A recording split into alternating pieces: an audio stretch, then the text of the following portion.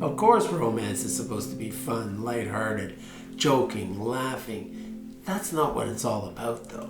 And if that's what we think it is, unfortunately, when the other stuff comes, we'll think we're not supposed to have that. Arguments, sorrow, grief, disagreements. All very normal, all very common. Part of the beauty. This video today is about how to keep your relationship vibrant, exciting, and alive. One of the things I like to say is, I want to date Susan for life. Keeping our mindset in the dating mindset, you and I will then do things to continually attempt to attract and win over the romantic person in our life.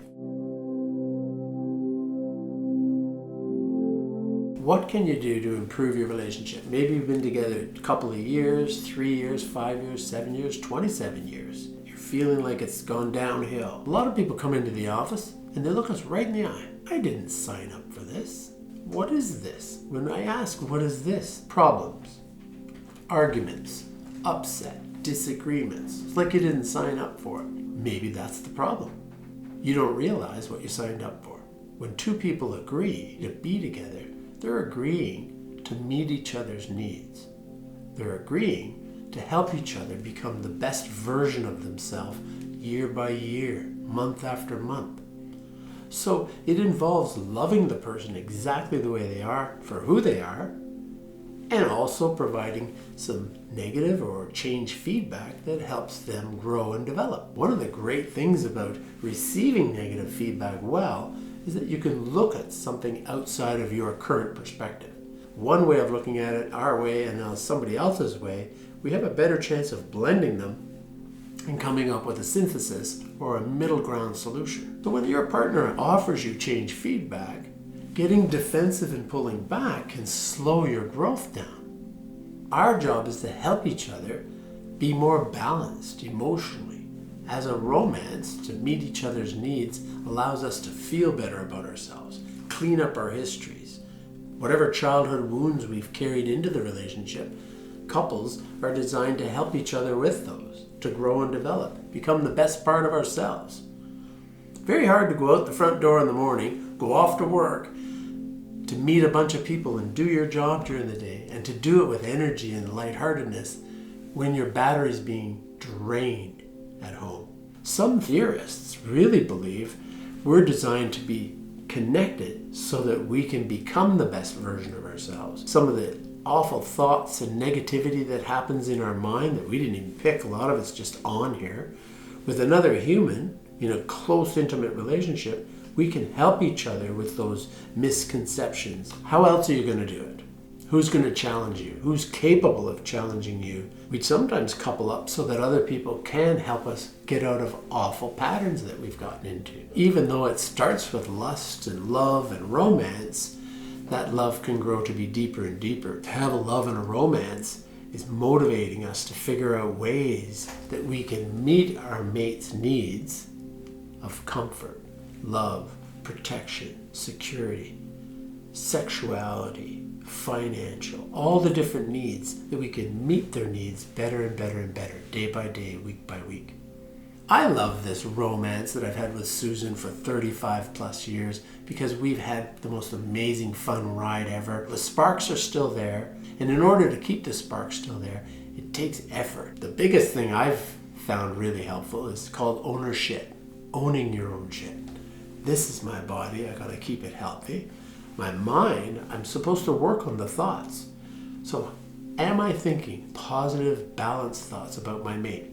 My mate is wonderful, beautiful, exciting, smart, intelligent, vibrant. She brings a lot, or he brings a lot to my life. To train our mind to think that way after the honeymoon period, that takes work. The other thing is cleaning up your history. When it comes to the mind and mental fitness, clean up your history. Whatever's happened in our childhood around romance, whatever we've witnessed from our parents around romance, affection, how they do conflict, it doesn't have to filter into our future, however it will. So no parent's perfect. You and I have been loaded up with some imperfections with respect to romance, conflict, affection, and how to show affection. Even some misperceptions of what we saw and how we think about them. Waiting for the other person to do things. It's a trick. I think it's that negative voice in the back of your head. well, wait till they do something, wait till they do something, and they can have that as well. I don't see the other person doing anything. Until they do, I won't. So that's one of the things to watch out for, is waiting for the other person to do something before you're more loving. The social aspects as well. You can start having a lot of fun with your friends. Maybe he's going out with sports or with buddies to racetracks, cars, etc. It's a lot of fun. Got snowmobiles. We go to the cottage on the weekend, guys' weekend, girls' weekend. Be careful. The more we put other things in front of our relationship, or they take time away from our relationship, we might be getting joy and excitement and emotional connection out there and no longer seeking it inside the marital relationship or the romantic relationship. Very important to keep friendship at the center. We have another video on friends and friendship and how to build quality friendships. Within a romantic relationship, if your friendship is in jeopardy, that's like a critical alarm going off or a siren going down the road.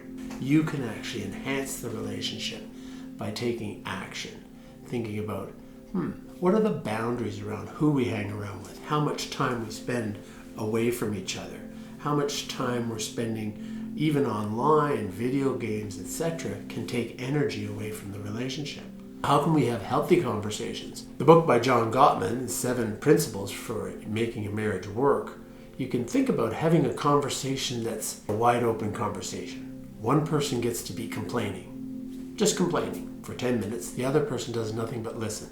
If 10 minutes is too much, you could do 5 minutes. One person just complains, then the other person listens attentively, validates the feelings and emotions, and kind of empathizes or sympathizes a bit with the mate. The tendency is to come up with solutions. And a lot of us don't like the solutions. We'd like to be at least heard, and then maybe someone else senses where we're at without finding the need to come up with solutions. Because many of us can do that, especially more so when we feel like we're connected to others and others are listening. So men might tend to do this a bit more, rational, Mr. Fix-It, I want to explain something. So men do sit back and hear and validate the emotional content. And women, same thing. Men might not want the answer or the solution. They just might want to have you hear the emotion underlying it, to validate the emotion. What's the benefit? The reality is, there's no guarantee. I often said I'd never get married unless I had a 100% guarantee, and I realized with that kind of comment, I'll never get married. And what it did for me was a satisfying, wonderful, amazing life by learning how to love, meet someone's needs more fully, to help each other through the trials and tribulations of loss of friends or the loss of a family member, to understand ourselves and the other person in a more full and comprehensive way. Have a wonderful romance out there. If you like the videos, comment, subscribe, hit the notification bell. We'd love to hear from you. Thanks again. Take care out there.